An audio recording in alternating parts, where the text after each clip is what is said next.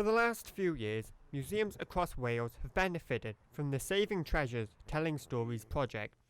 The project works with metal detectorists to record important items and buy the discovered treasure for local museums. The latest museum to benefit from the project is Cyfarthfa Museum, who will be the proud owners of 5 Roman denarii.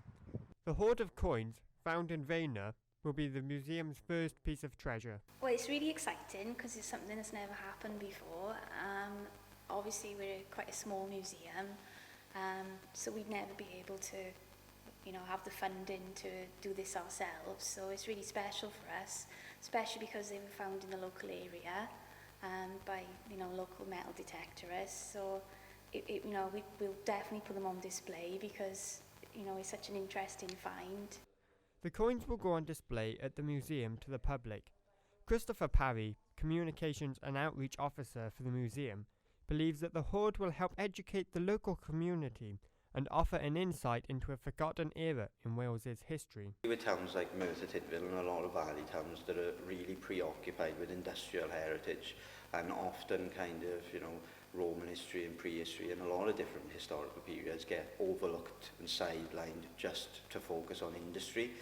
But obviously there was a community in Merthyr stretching back to when the Romans were coming into Britain and coming into Wales, and there's Pendarrow Fort locally, and there's a Roman road running through the borough going up to Brecon, and so there's an incredible amount of Roman heritage and other heritage that is not well interpreted, nowhere near as well interpreted and as well known as the industrial period.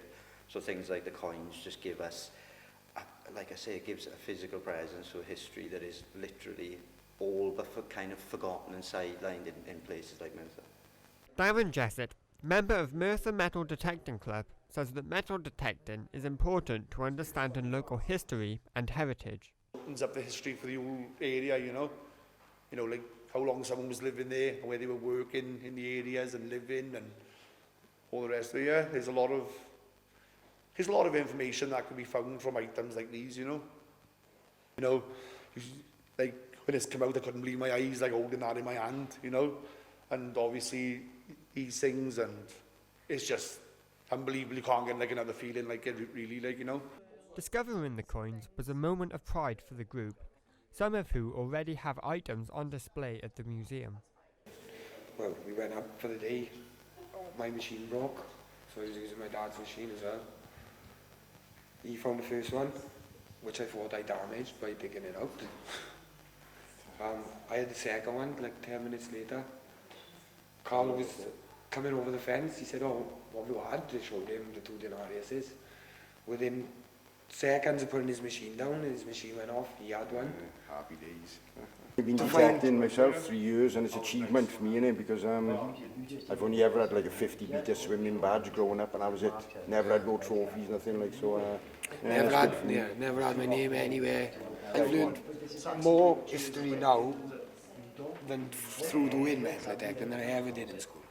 By working together, all those involved can help to acquire archaeological finds made by members of the public to be enjoyed by the wider community. It helps museums, and it helps find detectorists and finders of treasures as well, because it basically bridges a gap between the relationship, because often people who find objects and find these things out there wouldn't necessarily come straight into the museum. They might look to sell it online or do something else with it. They're that bridging gap between that person and the museum, so they're really important as a go-between, but also helping to interpret the objects being found effectively and documented them, because the context of the objects is often lost in certain situations, but they really push for all that information to be collected and passed on to the museum or whatever organisation it goes to afterwards. So yeah, it's incredibly important.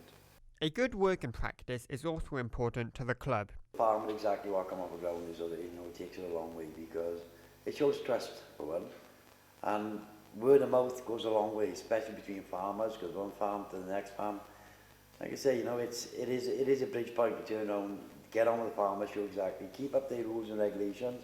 Shut gates, leave gates are open, leave them open, if you shut, leave them shut, and vice versa. Basically, you're walking onto their ground, respect their ground as much as anything else. It's their livelihood, isn't it? Yeah. We've only got to respect them, because without them, none of us will be finding anything. The Saving Treasures Telling Stories project is funded by the National Lottery's Heritage Fund and hopes to support many more museums and communities until it ends at the end of 2019.